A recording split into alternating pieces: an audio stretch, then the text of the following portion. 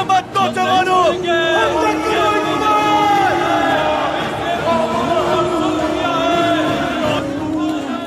लोग बहुत मुश्तिल हैं, आइए हमारे साथ आइए। हरगिज नहीं, नीचे करो बंदूकें फौरन, बंदूकें नीचे करो फौरन, कोई गोली नहीं चलाएगा।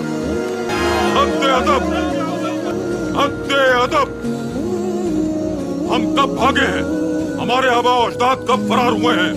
कहाँ फरार हुए थे? मास्ता में, निकोपोलिस में या फिर कोसोवा?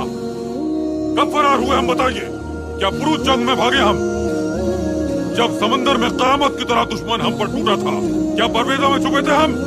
कैसे समझ लिया कि सुल्तान रियासत छोड़कर फरार हो रहे हैं? क्या हमने शहीद होने की ख्वाहिश में दुश्मनों को नाकों चने नहीं चबाए? बताइए हमें। कभी हमारे आबा अजदाद ने जंग में दुश्मनों को पीठ नहीं दिखाई, जान कुर्बान की, खून बहाया, लेकिन अपने परचम को गिरने नहीं दिया।